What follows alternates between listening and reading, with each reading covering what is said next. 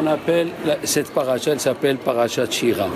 C'est Béchalach, dedans, il y a la chanson, Shira. Shira, voilà, je sais. C'est la paracha du mariage. Ezrat Hashem, donc Parashat Shira. Il lui a demandé au Chidush Harim pourquoi cette paracha, elle s'appelle Shira et dans les autres non. Il lui a dit, il y a Israël, le mot Israël, c'est Yesh, Shishim, Ribo, Otiot, la Torah. Le mot Israël, c'est 600 000 lettres. Et dans le Sefer Torah, il n'y a pas 600 000. Il y a à peu près 300 480. Mais en vérité, il y a des lettres qui sont doublées. Le Aleph, par exemple, c'est un Vav avec 2 Yud. Alors, c'est les Chachamim qui savent quand elles sont compte 3 lettres, quand elles sont compte 2 lettres. Maintenant, il dit, le cuir, ça s'appelle le klaf. Et les lettres, bien sûr, ça s'appelle les otiotes. Eh bien, il dit, sachez mes amis, la Gemara, elle dit, celui qui assiste à la mort d'un juif, il doit déchirer ses habits comme s'il est en train d'assister à la déchirure du Sefer Torah. Quelle relation! Il a dit, chaque juif, il a une lettre dans le Sefer Torah. Le Sefer Torah, il s'appelle Klaf. Klaf, c'est le Sefer Torah. C'est le cuir. Le cuir, c'est le corps, notre corps. Klaf. La lettre, c'est la lettre de notre Neshama. Tu comprends? Tu t'appelles Esther. Il y a un Aleph dans la Torah à toi, dans le livre là-bas, c'est le Esther à toi. Tu t'appelles en hébreu? Rachel. Il y a un Resh là-bas qui te concerne à toi. Si ce n'est pas le Rachel entier. Tu as compris? Et c'est ce qu'on dit à Dieu à Rosh Hashanah dans la Hamida. Kotvenu Besefer Haim. Écris-nous dans le livre de la vie. Quel livre? Dieu, il a un Sefer Torah spirituel où chacun de nous, il a sa lettre. On lui dit, ne nous efface pas. Laisse-nous dans le Sefer Torah vivant. Alors, qu'est-ce qui se passe? Il a dit, comme dans la paracha de Béchalach, on se met à chanter. Oui, le chanter, c'est un changement du corps. On est calme et après on se met à chanter. Il dit à partir, c'est fantastique, à partir de Béchalach, notre corps il commence à changer. Notre corps il commence à changer. En chantant, il commence à changer. Shabbat Shira, les Ashkénazes, ils mettent dans le balcon, ils mettent des manger pour les oiseaux, pour que les Juifs qui ont laissé la manne, les oiseaux ils l'ont mangé, pour pas qu'ils transgressent ce qu'il a dit Dieu. Dieu il a dit, faut rien laisser de la manne, et les oiseaux, et c'est pour ça dans Shabbat Shira, il y a des Juifs qui laissent des Shabbat Shira, il dit le Chidush Harim, le corps il commence à changer, et d'ailleurs, dans Shabbat Shira, il y a Tou Bishvat qui suit.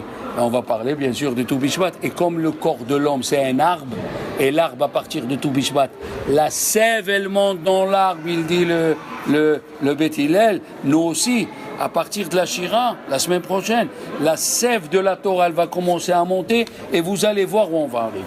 Ça c'est la première information. Ils ont dit, Chachamim, tout celui qui dit la Shira en chantant, tout celui qui dit la Shira en chantant, il a 2 choses extraordinaires qui se rapprochent. C'est quoi? C'est que celui qui a la Gemara elle a dit dans Pesachim 118, c'est très difficile la parnassa de l'homme comme la traversée de la mer Rouge. C'est difficile le mariage de l'homme comme la traversée de la mer Rouge. Il y a plusieurs explications. Et alors, si tous les jours tu dis la Shira en chantant, ta parnassa elle vient. Si tous les jours tu dis la Shira en chantant, ton mariage y tient. C'est fantastique. Il y a plusieurs avis comment on a traversé cette mer Rouge. Il y a plusieurs avis. Rabbi Chaim Ben Attar, il a dit que si Dieu a asséché la mer, mais la mer, elle descend jusqu'en bas, il devait avoir au moins 3000 mètres, je m'imagine. Il a dit le bon Dieu n'a pas voulu fatiguer les Juifs. Kaf'u teomot beleviam. Ils ont dit Chachamim dans la Shira, l'eau, elle s'est gelée et elle a fait comme une coupole. C'est connu dans la Chibi, l'eau normale, mais si la bouteille elle est pleine, tu la mets au congélateur, Il explose. et les molécules dedans d'oxygène et d'hydrogène, ils grossissent. Alors il a dit, pourquoi c'est écrit que Dieu il a fait le vent? Il y a eu le vent. Il y a écrit dans la paracha que Dieu il a fait le vent au moment de la traversée de la mer Rouge. Pourquoi le vent? Et écoutez combien d'explications. Il a dit, Rabbi Chaim Ben Attar, quand Dieu il a ouvert la mer, c'était plein de boue. Le Siporno, ce que je vous dis, c'est au nom de Rabbeinu Bechaye, le Siporno et Rabbi Chaim Ben Attar. Il a dit, Rabbi Chaim Ben Attar a dit, l'eau s'est congelée jusqu'en haut. Donc quand ils ont marché, ils n'avaient pas besoin de descendre. Premier miracle. Le Siporno, il dit, Dieu il a envoyé le vent. Dieu il a envoyé le vent pour assécher, qui ne marche pas dans la boue. Deuxième explication, pourquoi il y a eu le vent au moment de la traversée. Troisième explication, fantastique. Rabbeinu Bechaye, le Ramban, il dit, c'est pour mettre en erreur les Égyptiens. À chaque fois que Dieu il a fait une plaie en Égypte, il mettait en erreur, il laissait un côté obscur pour que les Égyptiens, ils disent que ce n'est pas de Dieu. Par exemple, il dit quand il a fait le sang, il dit à Abravanel, ceux qui ont creusé loin du Nil trouvaient de l'eau. Alors les Égyptiens ils se sont trompés. Quand il y a eu la plaie du Barad, qu'est-ce qu'il a fait Dieu? Il a laissé quelques céréales qui poussent un peu plus lentement. Qu'est-ce qu'ils ont dit les dieux? Qu'est-ce qu'ils ont dit les Égyptiens?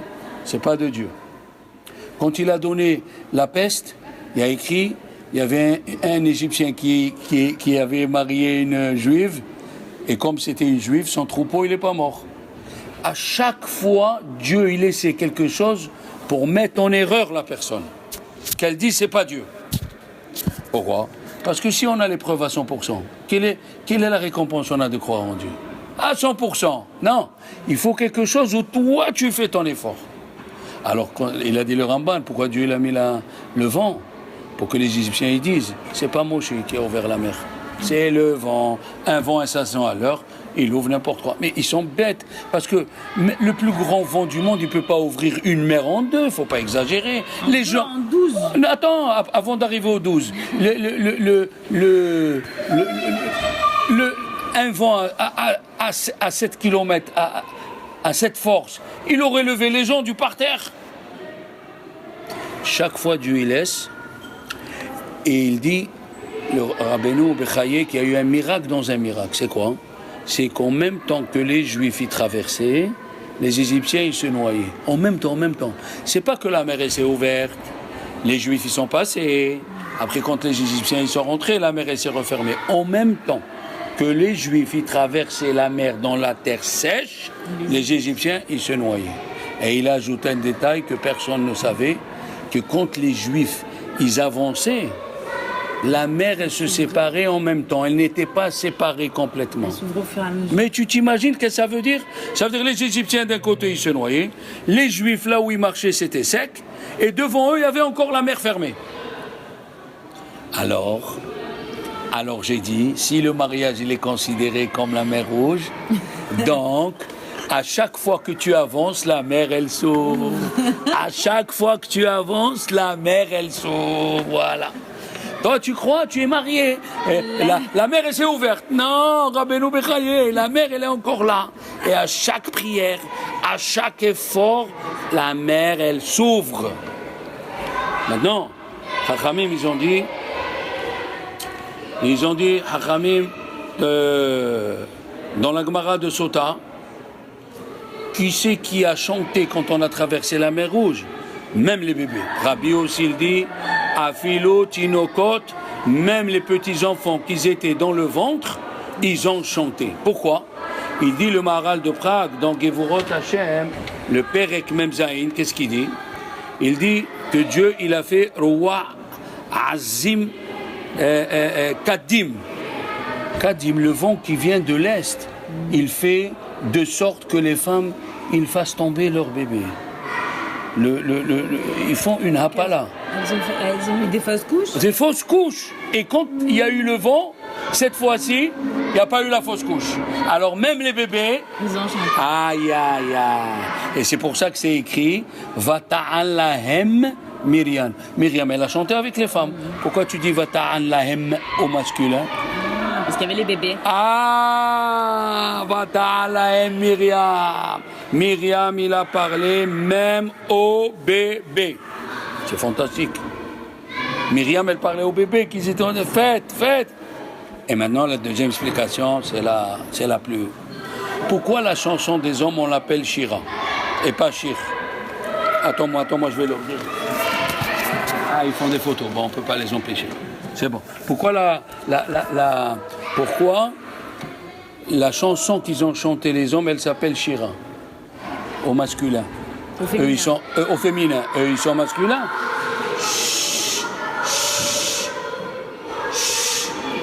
Il s'appelle au masculin. D'accord? Et qu'est-ce qu'elle dit, Myriam? Vata'alaim. Elle parle au masculin. On a nous donné l'explication pour les bébés. Mais l'explication que je vais vous donner, elle est très forte. Il y a écrit, ils ont pris les instruments dans leurs mains. Vatikah et Tov Beada, ils ont pris les instruments de musique. Vous n'êtes jamais posé la question, et moi aussi, d'où ils sortent ces instruments? Ils ont sorti, ouais, les instruments. Comme ça, j'ai pensé. Non, ils les avaient pas en sortant des... Il a Rabbeinu Bechaye dit, la émouna des femmes, ils fabriquaient les ustensiles de musique pendant la servitude en Égypte et ils disaient au mari, le jour où on va sortir, on va chanter. Aïe, aïe, aïe. Qu'est-ce qui s'est passé? Les femmes, ils ont eu le mérite, sont devenus des hommes et les hommes, ils sont devenus des femmes. Oh, Baba, quelle explication! Vata'alahem. Elle a dit aux femmes, vous êtes montées de degrés. Pendant la servitude, vous avez fabriqué des ustensiles de musique, la kavod, alors que les hommes, ils ne voulaient pas dormir avec leurs femmes, puisque vous vous rappelez, ils avaient 20 heures de maçonnerie. Où on a vu ça? La Gemara dans Sanhedrin, elle pose la question. Là-bas, Rabbeinu Hanan, elle pose la question. Quand les animaux sont montés dans la Teva de Noah, qu'est-ce qu'il y a écrit? Ishve Ishto, un homme et sa femme. Dis-moi, dans les animaux, il y a un homme et sa femme? Non. Il y a le mot Ish et le mot Isha dans les animaux. C'était les animaux qui ne se sont pas corrompus. Alors ils sont montés de degrés. Ils ne sont plus des animaux. Ils sont devenus Ish et Isha. Un homme qui monte de degrés, des animaux qui montent de degrés, des femmes qui montent de degrés, ils deviennent des autres. Vous vous rendez compte un peu? Mais c'est une explication fantastique. Je peux vous assurer comment la émouna de la femme, elle nous a aidés. Eh oui, il a dit le tour au nom du Yerushalmi. Quand tu lis le Kriyat Yam Souf, quand tu lis la Shira, tu acceptes sur toi.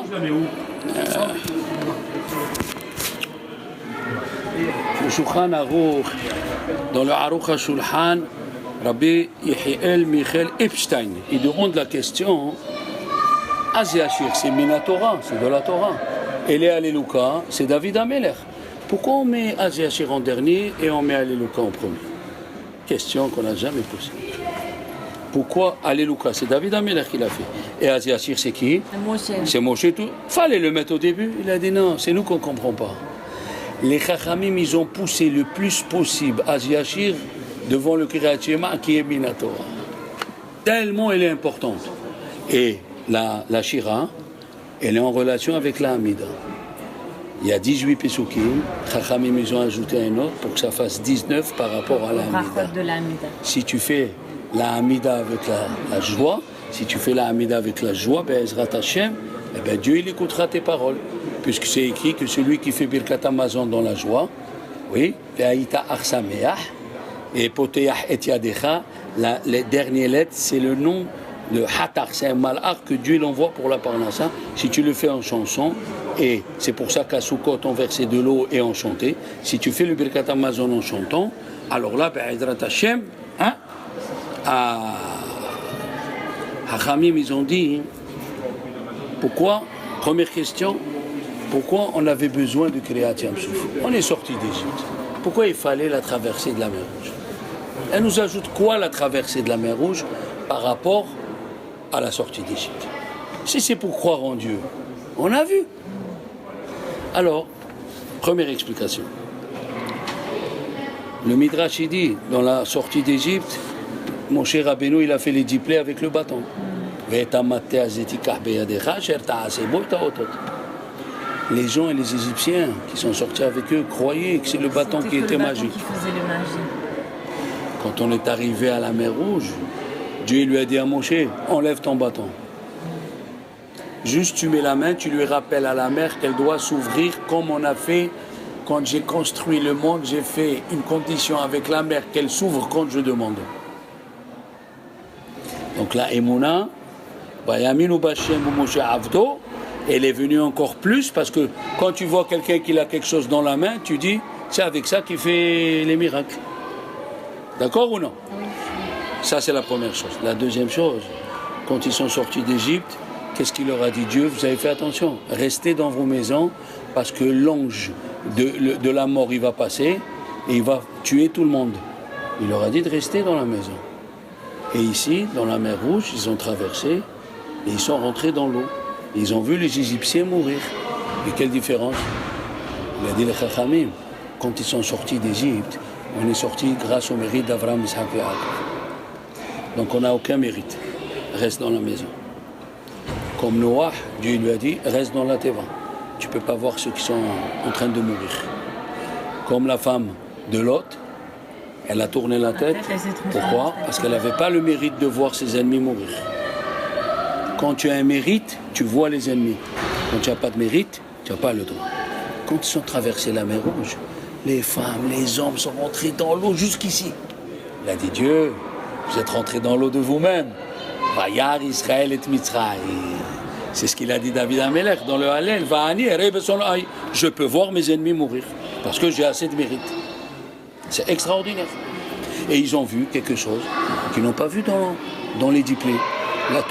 Dans la Shira, Moshe Rabbeinu et les Juifs, ils ont dit les Égyptiens, ils sont morts comme la paille, comme la pierre et comme le plomb. Ça dépendait de leur mérite. Ça dépendait de la méchanceté de les Égyptiens.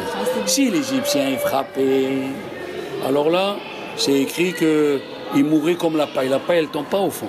Ils souffraient. Ceux qui tapaient pas, ils parlaient mal, comme la pierre. Et ceux qui ni tapaient ni parlaient, comme du plomb.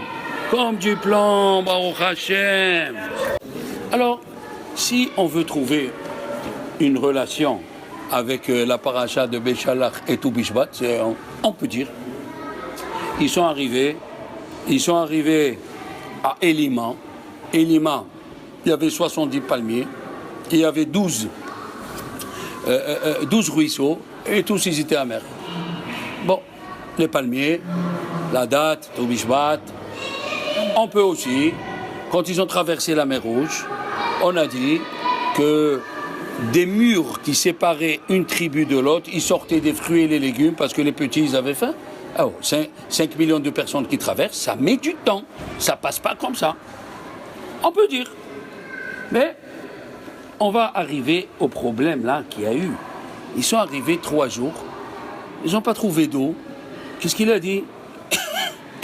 Ils ont commencé à crier, les Juifs. Ils ont commencé à dire, il nous manque de l'eau. Qu'est-ce qu'on fait? Ils sont venus chez Moshe Rabbeinu. Qu'est-ce qu'il lui a dit, Moshe Rabbeinu? Hachem, il a dit à Moshe, prends un bois, jette-le dans l'eau, et il va devenir, parce que c'est écrit Mara. Ils sont arrivés à Mara, et ils sont arrivés dans l'endroit qui s'appelle Mara, qui marimhem, parce que l'eau, elle était amère. Mais dis-moi, en disant Mara, on a compris. Mais on disait la vérité, qui aime Ayoma Marim. Les enfants, ils étaient amers. Alors, qui Marim hem. Ok. Et Hachem, il a dit à Moshe, jette un bout de bois. Le Abrabanel, il pose la question. Pourquoi Dieu leur a amené cette épreuve dans le désert de l'eau? C'est vrai que si tu prends toute la paracha, c'est intelligent de le dire, il y a un fil conducteur du début jusqu'à la fin, c'est la Emouna et le Bitachon Bachem. Ils ont traversé, ils ont eu Emouna, comme on a dit, ils sont rentrés dans l'eau jusqu'ici. Ils ont eu Emouna, ils ont eu l'eau. Ils ont eu Emouna, ils ont eu la manne. Ils ont eu Emouna, ils ont fait la guerre avec Amalek. Donc le fil conducteur de tout ça, c'est que Dieu il leur apprend le Bitachon. Et Dieu il s'est énervé à ceux qu'ils ont laissé. Dieu il s'est énervé à ceux qu'ils ont laissé la manne. Dieu il s'est énervé. Et pourquoi il s'est énervé? Est-ce que dans les 613 misvot, il y a une misva de de Bitachon Bachem. Ça veut dire que pour Dieu, c'est très important d'avoir confiance en lui. À ce point-là qu'il s'est énervé. Mais le Abrabanel, il pose la question. Pourquoi Dieu les a laissés 3 jours sans eau? Pourquoi? Alors, vous allez prier. mais le problème, il y a beaucoup de questions. Tu les as fait sortir d'Égypte pour les assoiffer. Tu leur as fait des miracles pour les assoiffer. Tu leur as fait traverser la mer Rouge pour leur...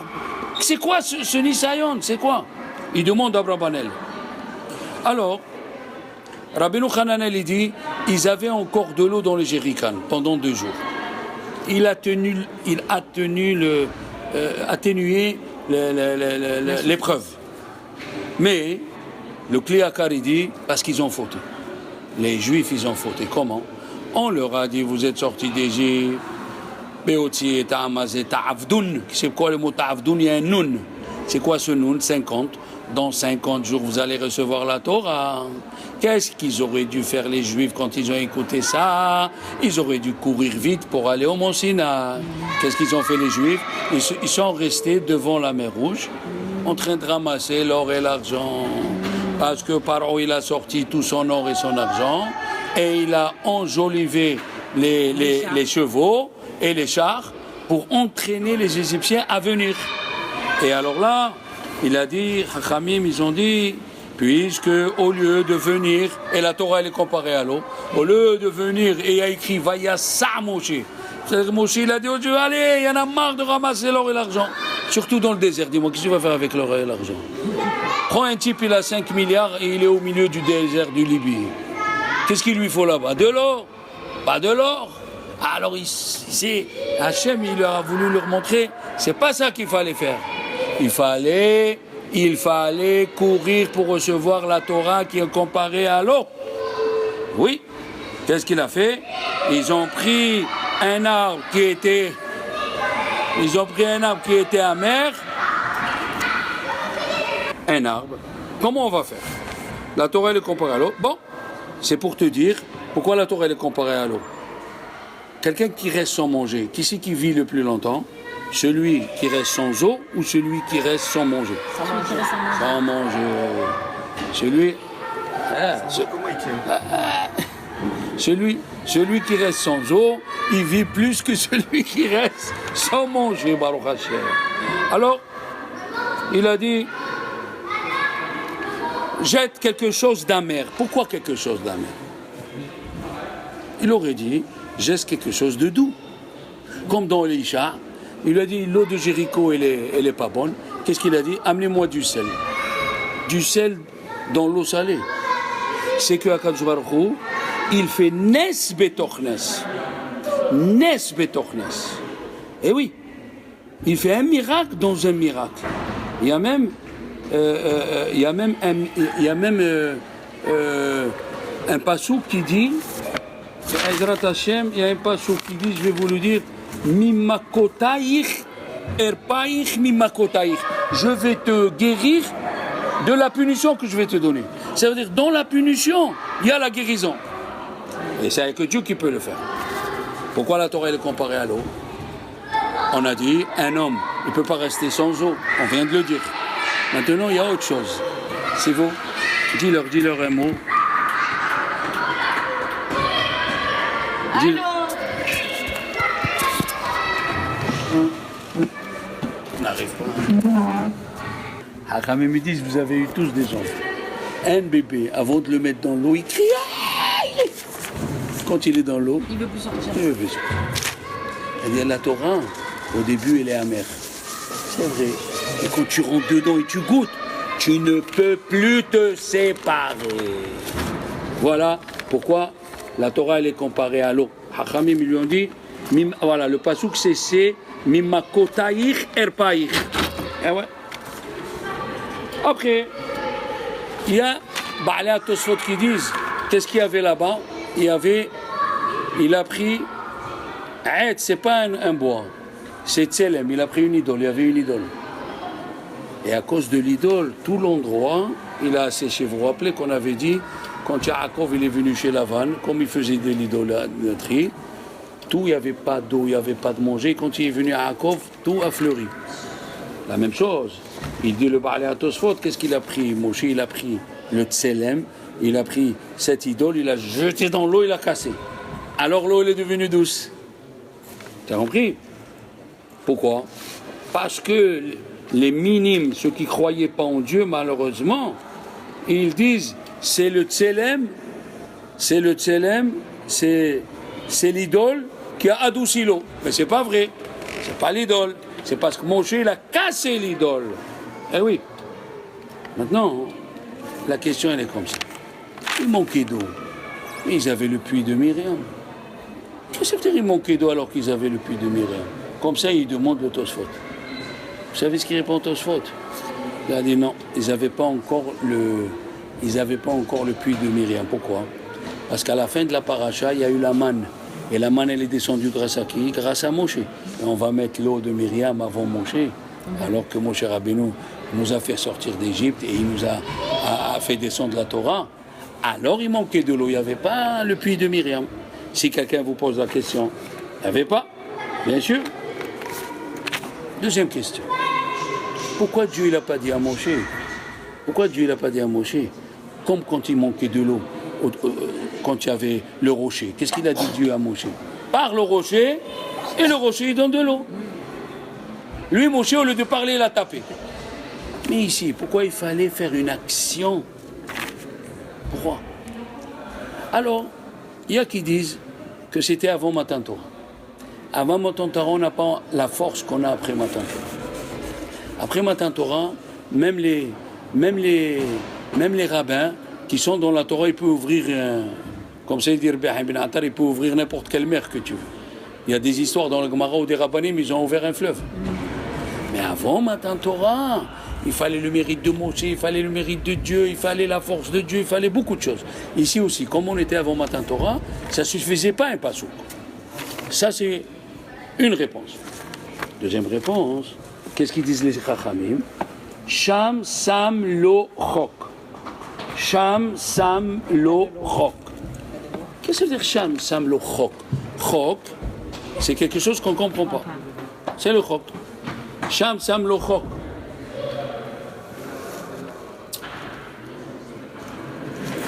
Il dit Rashi, quand il a jeté le petit bois dans l'eau, il leur a donné la mitzvah de Shabbat, de Kivud Avaim, de Para Aduma et des lois, des dînis. Pourquoi avant Matan Torah, Moshe Rabbeinu, Dieu lui a dit à Moshe Rabbeinu de faire un mini Kabbalah Torah. Un mini. Quoi le mini? Il leur a dit Shabbat, il leur a dit Kivud Avaim, il leur a dit Paraduma, il leur a dit Dini. Alors écoutez-moi. Vous savez que la Torah elle est divisée en trois choses. Chukim, Ma'idut, Ve'achukim, Ve'amishpatim. Aidut, c'est les témoignages. Comme les Tefillin, comme le Shabbat, comme la Mila, ça c'est Aidut, les témoignages. Alors, il y a Shabbat dedans. Ma'idut. Chukim, les choses, les lois qu'on ne comprend pas, c'est Paradouma. Oui, Paradouma, la vache rousse. On ne comprend pas. Comment celui qui s'occupe d'amener l'eau, il s'occupe d'amener l'eau, lui devient tamé. Et celui qui est pur, qui est impur, il devient pur. Comment c'est possible? On ne comprend pas. Alors, Ma'ahukim, Ma'idut, Ma'idut, Ve'ahukim, Ve'amishpatim. Mishpatim, c'est les lois entre les dîners. Et pourtant, quand la Torah dans Béchalah, elle parle, elle dit Sham Sam Lo Hok. Quand elle parle que Moshe a jeté l'herbe, ça s'appelle Hok. Quelque chose qu'on ne comprend pas. C'est ça ce que Dieu, il a voulu faire en premier. Hok. D'abord, tu dois accepter que tu ne peux pas tout comprendre.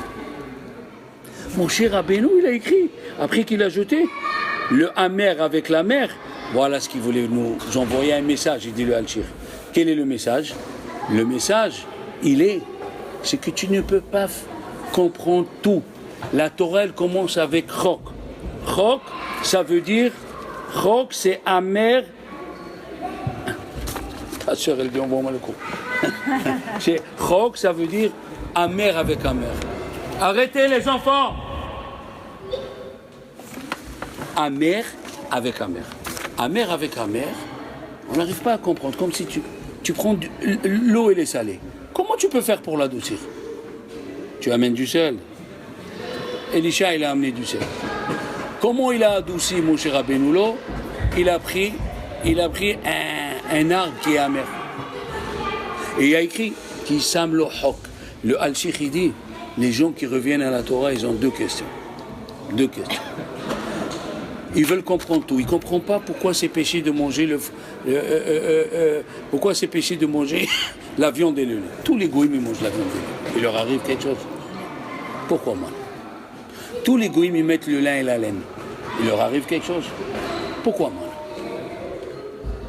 La première des choses que les gens ne comprennent pas, c'est le chok. Ils n'arrivent pas à comprendre. La deuxième, pourquoi tzaddik veralo? Pourquoi il y a des justes qui souffrent alors qu'ils font la Torah? La Torah, elle vient, elle te dit, tu vois, je te donne Paradouma. Avant que Dieu donne la Torah, je te donne Paradouma.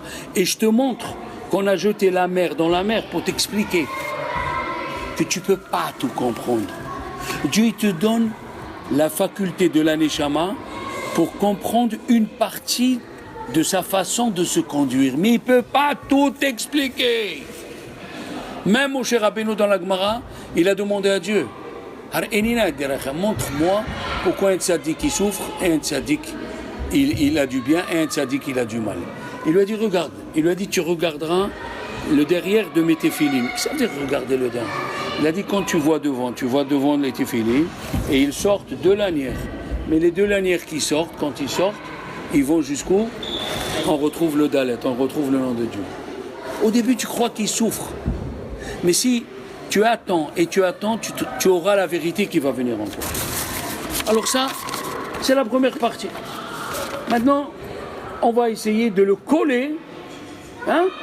On va essayer de le coller avec tout Bishvat. Ah, Chachamim ils disent, Rosh Hashanah, il y a Arba'a Raché. Ça veut dire si tu suis les dynimes de Rosh Hashanah, il y a deux halachot dans le Shulchan Aruch. Première halakha, on ne fait pas tachanoun le jour de tout Bishvat. Parce que c'est Rosh Hashanah des arbres. Et aussi, dans le siman takpa, takav, c'est écrit si une communauté accepte de jeûner, ils doivent jeûner, ils ont accepté de jeûner lundi, jeudi et lundi, et le jeudi, ils n'ont pas fait attention, c'est tout Bishvat. Ils ne jeûnent pas. Voilà les deux halakhot qu'on a. Qu'est-ce qui s'est passé ce jour-là qu'on ne jeûne pas? Qu'est-ce qui s'est passé? Pourquoi? Le Shem Ishmael lui demande pourquoi le jour de Rosh Hashanah, là il a note, on jeûne, on ne fait pas tachanoun, on ne jeûne pas. Qu'est-ce qui s'est passé ce jour? Alors, écoutez bien. D'après Rashi, tout Bishvat, c'est pour séparer les fruits des dynimes du Maaser. De telle année à telle année, on fait Maaser. De telle année, il y a Maaser Rishon, Maaser Sheni. Voilà. Exactement. Exactement. Il vient le Bnei Issachar, il dit quelque chose. Pourquoi j'ai reçu de mon maître, il dit cette phrase. J'ai reçu de mon maître, pourquoi on dit Arba'a Rashi Shanim Hem, il y a 4 Rashi Shanim. Les 3 premiers sont au pluriel et le dernier il est au singulier. Ça veut dire, il y a Rosh Hashanah, il dit la Ma'aserot. Il y a Rosh Hashanah, la Melachim. Oui, pour les rois. Rosh Chodesh Nissan. Oui, et quand Ma'aserot pour faire le Ma'aser, des animaux.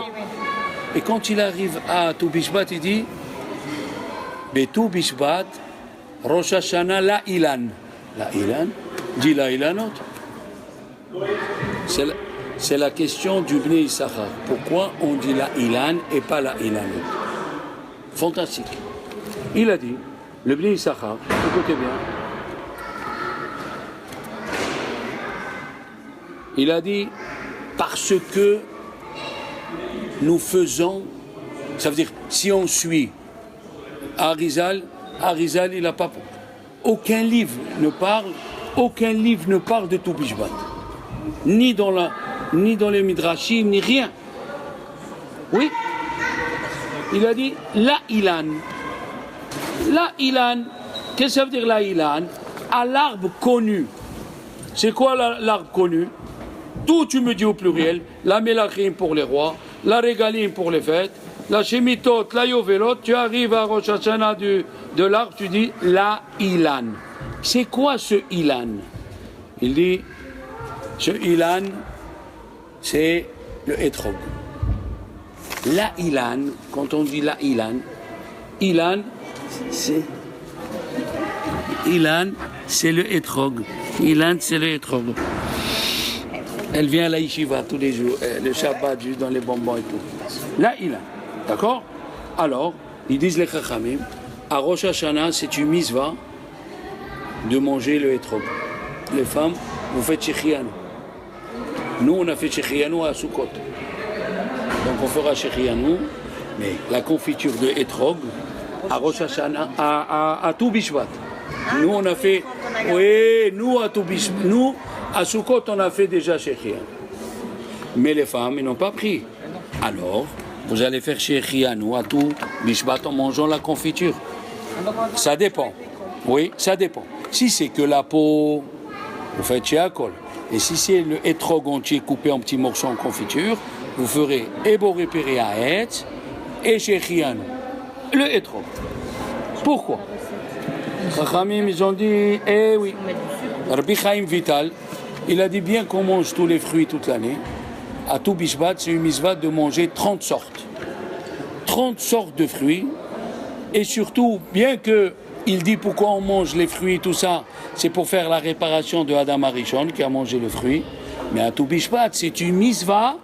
À Tou Bishvat, c'est une mitzvah spéciale de manger les fruits et le etrog. Eh oui, et le etrog. Et c'est une mitzvah, bien sûr, d'amener les fruits d'Eretz Israël, bien sûr. Ah ben, y en a, ils vont manger la banane D'accord. séchée. Là, maintenant, il a dit qu'est-ce qui s'est passé dans la création du monde pour comprendre qu'est-ce qui se passe. Qu'est-ce qui s'est passé dans la création du monde? Écoutez bien. Quand Dieu il a dit à la terre, dans les fruits et dans les arbres, il a dit Aetzperi, Oseperi. Je veux un arbre que l'écorce il se mange et le fruit il se mange. Que les deux ils ont le même goût. Comme ça Dieu il a dit à la terre. La terre, le mardi, elle n'a rien fait sortir. Jeudi, Adam Arishon il a prié et la terre elle a fait sortir. Elle a fait sortir un arbre qui donne du fruit. Mais l'arbre lui-même, qui est le goût comme le fruit, il n'a pas. Elle n'a pas fait sortir. Sauf un. La Gemara, elle dit, qui c'est celui qui a le goût dans l'écorce et le fruit, il a le même goût, c'est le etrog. Que le etrog. Pourquoi? C'est ça la question. Et Chachamim, ils disent, si Dieu il voulait punir, parce que le Midrash, il dit, 3 ils sont rentrés pour être jugés le jour de Rosh Hashanah qui est vendredi, et 4 ils sont sortis punis. Ils sont rentrés Adam Arishon, le serpent et la femme. Et qui c'est qui est sorti avec eux puni? La terre. Et pourquoi la terre elle n'a pas été punie le mardi? Alors le Maharam Shif dans le Masechet Choulin, Daf Samer, je suis parti voir, il dit tant que les arbres ils étaient sous la terre, tant qu'ils ne sont pas sortis le vendredi, on ne voyait rien s'ils ont fauté ou ils n'ont pas fauté. Mais quand ils sont sortis le vendredi, ils ont fauté. Alors, pourquoi ils ont fauté? Mais c'est ça la question que je vais traiter. Tu as parlé une bonne question. Il a dit, écoutez bien. C'est extraordinaire. Rabbi Israël mi apta. Il a dit, on doit à Tou Bishvat venir remercier la terre qu'elle a fauté. Si elle n'avait pas fauté, nous on n'aurait pas pu tenir aujourd'hui. Pourquoi? La terre elle a dit, écoutez bien ce qu'elle a dit la terre.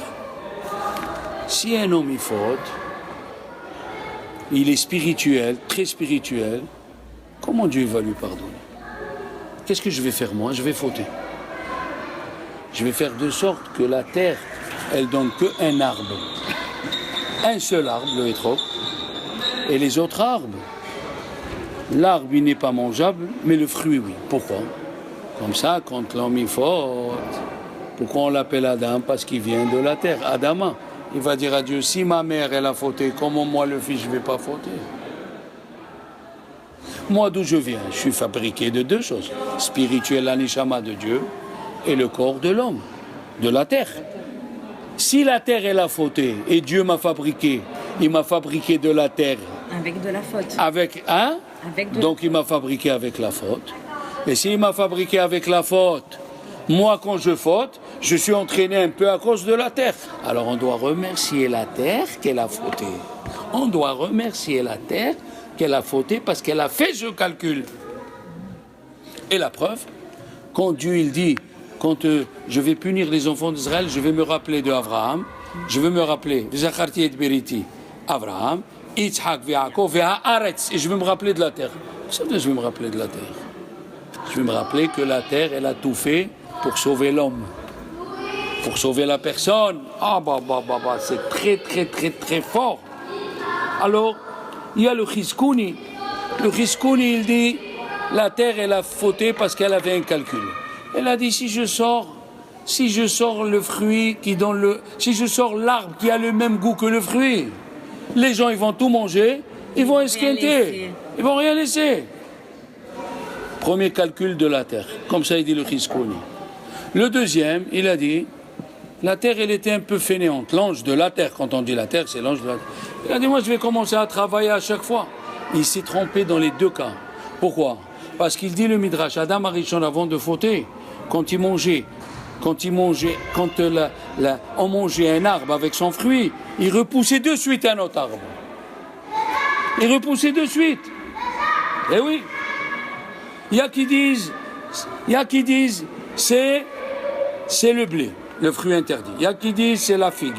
Il y a qui disent, c'est le raisin. Rabbi Abba, il dit, c'est le hétrog. Le hétrog. Pourquoi? Parce que, qu'est-ce qui est écrit dans la Torah? Elle a mangé de l'arbre. Elle a mangé l'arbre ou le fruit? Elle a mangé l'arbre ou le fruit? Elle a mangé l'arbre qui a le même goût que le fruit. Vatochal minaetz. Et qu'est-ce qu'elle a vu? Quand Hava elle a vu l'arbre, qu'est-ce qu'elle a dit? Kitov ha'etz le ma'achal. Kitov ha'etz. Kitov ha'peri, il fallait dire. Donc la terre, elle a fait un calcul qu'il ne fallait pas le faire. Il ne fallait pas le faire, ce calcul. Qui c'est l'arbre qui n'a pas fait de calcul?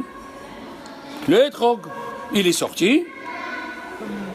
Comme Hachem il a dit. Maintenant, attachez les ceintures, on est vers la fin. Oui, non, mais attention. Pourquoi Adam Arishon? Il dit le Kliakar. Le Kliakar, il a dit, si la terre n'avait pas fauté, Adam Arishon n'aurait pas fauté. Pourquoi? Comme il a vu que la terre, elle a désobéi et Dieu lui a rien fait, alors le Satan, il a dit à Adam Arishon, voilà, la terre, elle a désobéi, elle a rien fait. Il n'y a que cet arbre qui a le même goût, alors tu peux manger. Il t'arrivera rien. Il t'arrivera rien. Comment c'est possible? Le Shach à la Torah, il dit, oui, c'est le Shach qui a dit, je ne veux pas me fatiguer à sortir. Maintenant les enfants, attachez la ceinture, on est vers la fin. Donc l'arbre qui n'a pas fait de calcul, qui c'est? Le hétrog. Les autres arbres, la terre, elle a fait des calculs. Oui ou non? Dieu nous a donné la paradouma dans la paracha de Béchalach. C'est quoi la paradouma? C'est chok, ne fais pas de calcul. Je t'ai dit, ne fais pas de calcul. Alors, à Tou Bishvat, on mange l'arbre qui a fait Naaseh Venishma. On mange le hétrog qui n'a pas fait de calcul. On mange le hétrog qui n'a pas fait de calcul. On fait le tikkun de Adam Arishon que lui, il a fait des calculs pour fauter. Maintenant, après Tou Bishvat, quelle fête il y a? Purim. Purim, on a reçu la Torah. Encore Naaseh Benishma. À Pesach, On est sorti d'Égypte pour arriver à quoi? Se préparer à Shavuot. À Shavuot, qu'est-ce que c'est? Naaseh. On arrive à Rosh Hashanah, on sonne le shofar. Une des raisons pourquoi on sonne le shofar, pour se rappeler qu'il faut faire Naaseh Venishma. Après Rosh Hashanah, il y a Kippour. C'est quoi Kippour? Les deuxièmes tables de la loi sont descendues. On fait Naaseh Venishma. À Sukkot, qu'est-ce qu'on prend? Le hétrog. C'est le seul fruit qui a fait Naaseh Venishma. Toutes les fêtes, ils sont Naaseh Venishma. Et alors attends. Maintenant, si tu manges Adam Arishon avant qu'il faute. Oui? Adam Arishon avant qu'il faute. Qu'est-ce qu'il était? Un hatan. Il était comme un jeune marié. Un jeune marié, est-ce qu'il fait tahanoun le jour du mariage? Ça, on ne fait pas tahanoun le jour du mariage. Extraordinaire. Adam Arishon avant la faute, il était comme un hatan. Adam Arishon avant la faute, il n'y avait pas encore de péché. Ah, puisqu'il n'y avait pas de péché, alors on ne fait pas tahanoun. Fantastique, ça veut dire à partir de Béchalah et de tout Bishvat, il faut arrêter de se poser les questions. Il faut faire comme le hétrog. On mange le hétrog, on prie sur le hétrog. Il a dit le Béni Issachar, faut prier pour le hétrog.